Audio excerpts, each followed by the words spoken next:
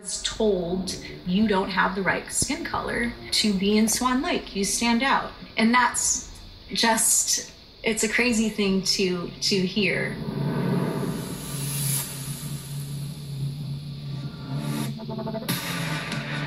She is, by all accounts, extraordinary. African-American trailblazer Misty Copeland is set to become a breakout ballet star. Copeland becoming the first African-American female principal in the prestigious company's 75-year history.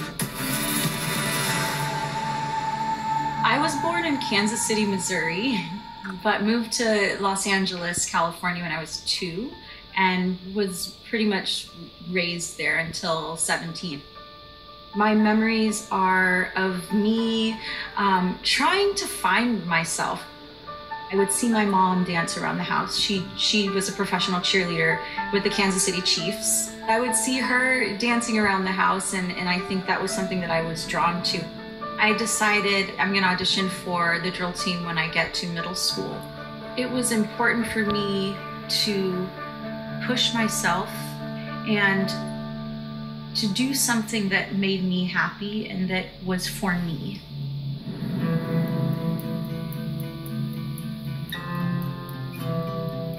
Cynthia Bradley is an incredible woman. She had started a program with the Boys and Girls Club. She was teaching a free ballet class. I think it was once a week. So I was taking on a basketball court with a bunch of misfits, I think. We were all, you know, just like older and different shapes and sizes and different colors. She was pushing me beyond anything that I'd experienced up to that point. I think being biracial, being this skinny, scrawny thing, I was so short and I had these huge feet and massive calves, and I just didn't feel like what society coins as beauty. I didn't feel like any of those things. And so when I went into ballet, my teacher was like, wow, your big feet are perfect for ballet. It makes your line longer. Like everything that I had that I felt made me ugly or different was perfect for ballet. And that just gave me this incredible confidence and just made me feel beautiful in a way that was my own. I didn't have to be like anyone else to be beautiful.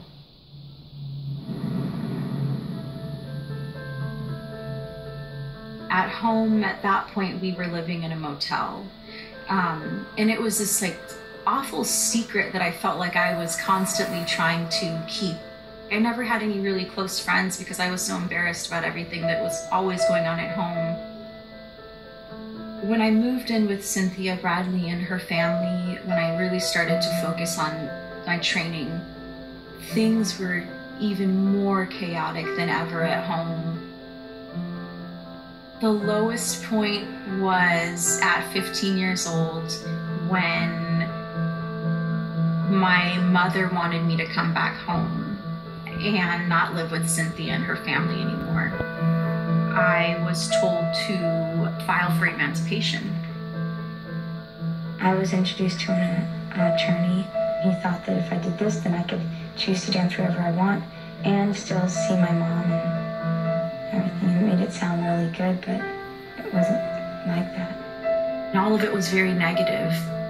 We were in court. My mom wanted a restraining order against my teacher.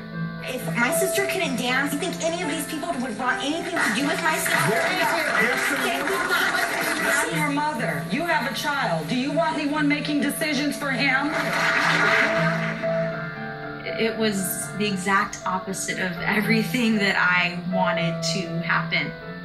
And looking back now, like I completely understand her fears. I don't come from this perfect fairy tale background. And that it was ballet, I think, that saved me.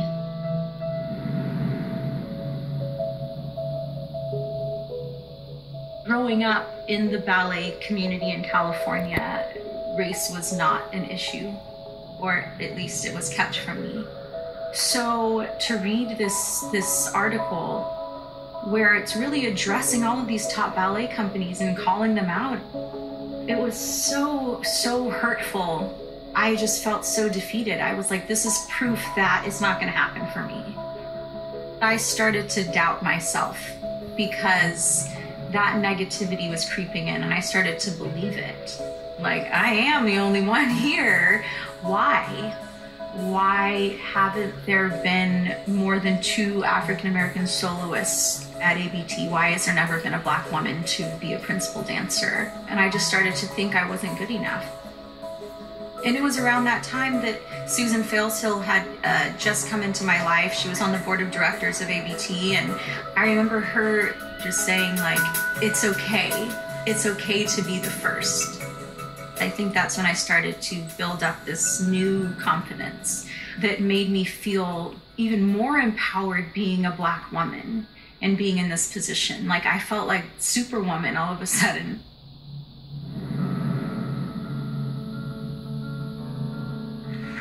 Misty, take a bow. To get an opportunity like that so late in the game at 29 years old, it was like, this is my opportunity. This is my fate, and I think this is what's going to show them that I'm capable of being a principal dancer. It became this thing. It was like a Black woman is going to be performing the lead in a classical ballet for American Ballet Theater at the Metropolitan Opera House. And it was the Black community that flooded into the Met to support me. I knew I was injured, and I knew if I didn't perform that night, so many generations would miss that opportunity to see a Black woman do that role.